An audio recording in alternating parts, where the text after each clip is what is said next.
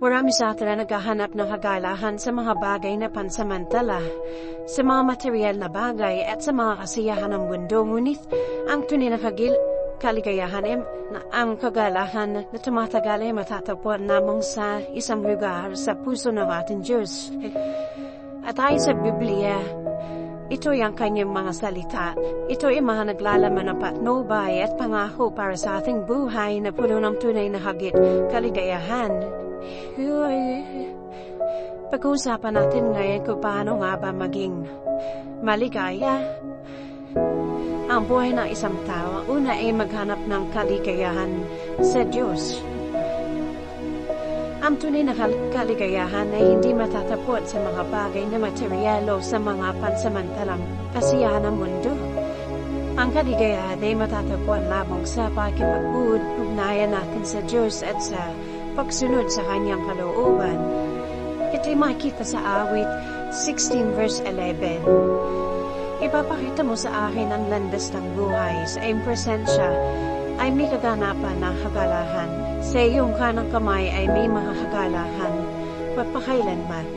Kapag tayo ay sumasampalataya sa Diyos, lagi natin siyang mararamdaman.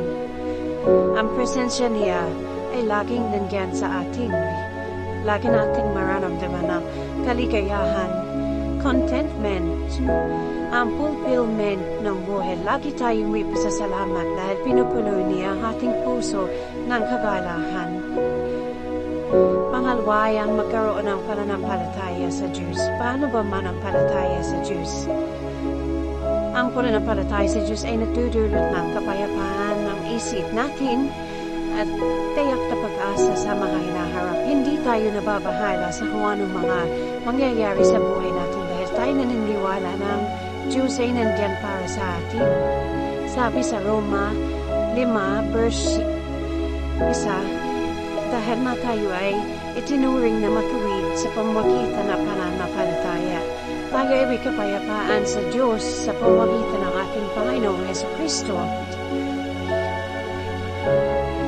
Ang pahatsa naman ay magmahal sa Diyos at sa iyong kapwa. Alam natin na ang Diyos ay pag-ibig. Ang pagmamahal ay ang pundasyon ng isang masayang buhay. Ang pagmamahal sa Diyos at sa iyong kapwa ay nagdudulot ng kagalakan at kapayapaan. Sabi sa Mateo 22 verse 37 to 39, sinabi niya sa kanya, mahalin mo ang Panginoon mong Diyos ng buong puso mo, ng buong kaluluwa mo, at ng buong pag-iisip mo. Ito ang pinakadakilahan at unang utos. Ang pangalawa na tulad nito ay, mahalin mo ang iyong kapwa tulad ng iyong sarili. So, sa dalawang utos na ito ay nakasalalay ang buong batas at ang mga propeta. Kailangan nating mahalin ang ating Diyos dahil siyang nabikha ng lahat. Siya nagbibigay buhay sa atin. Siya ang humihinga sa atin. Dahil din ang ating mga kapwa, kailangan natin silang mahalin dahil kung anong ginagawa natin sa kapwa, ay yun din ang ating ginagawa sa ating Panginoong Diyos. Ang pang-apat ay ang mabuhay ng buhay na may layunin. Ano ba dapat ang ating mga layunin sa ating buhay? Ang paghahanap ng layunin sa buhay ay nagdudulot ng kasiyahan at katuparan ng ating pagkatao. Ang Diyos ay may plano para sa bawat isa sa atin at ang pagtuklas at pagsunod dito ay nagdudulot ng tunay na kaligayahan. Sabi sa Efeso 2, versikulo 10, sapagkat tayo ay kanyang gawa, nilikha upang gumawa ng mabuti na mga gawa na inihanda ng Diyos na una pa upang tayo maglahad doon. At ang huli ay ang magpasalamat sa lahat ng bagay. Dapat tayong laging nagpapasalamat sa Diyos dahil tayo ay laging kumigising sa umaga. Laging may pag-asa. Lagi tayong binibigyan ng pagkakataong magsisi sa ating mga nagawang kasalanan. Napahabuti ng Panginoon dahil siya'y merciful sa ating kahit tayo ay sobrang makasalanan. Ang dami na pong makasalanan ngayong panahon. Nagpapasalamat sa lahat ng bagay kahit na ang mga pagsubok. Yung pagsubok na yun ay makatutulong sa atin para matuto tayo. Para tumibay tayo. At maging marunong sa buhay. Ito rin ay nagpapabilis ng kaligayahan at napapalakas ng ating pananampalataya sa Kanya dahil tayo ay tumatawag sa Kanya. Gusto ng Panginoon na tayo may connection sa Kanya. Magkaroon ng relasyon, araw-araw tayo makapag-usap at siya ay nangungusap sa atin. Hindi mo mararamdaman ang Panginoon kapag ikaw ay laging busy sa iyong pang-araw-araw na buhay. Sa buhay mo, sa problema mo, sa pamilya mo, sa trabaho mo. Bigyan mo siya ng oras at tiyak na siya ay nangungusap sa iyo at malalaman mong siya ay nakikipag-usap sa iyo. Hindi puro tayo trabaho, puro tayo pera. Pagid lagi ang nasa puso't isip natin, ito po ay isa na idolatry. Yun ang ating ginagawang Diyos.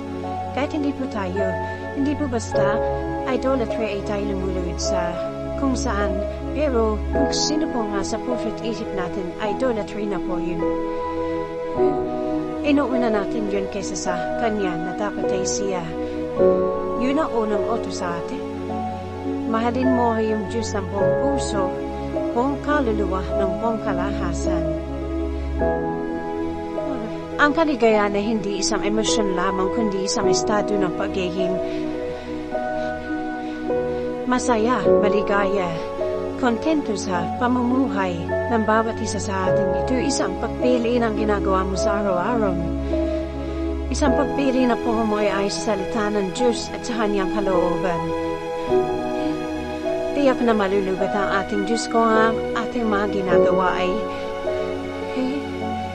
mabuti sa ating kapwa at nakalulugod sa Kanya. At sumusunod tayo sa mga utos niya.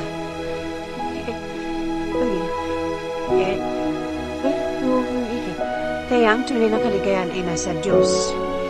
Siya ang magbibigay sa iyo ng tunay na kaligayahan, tunay na kapayapaan, tunay na dahilan kung bakit tayo nabubuhay dito sa mundo.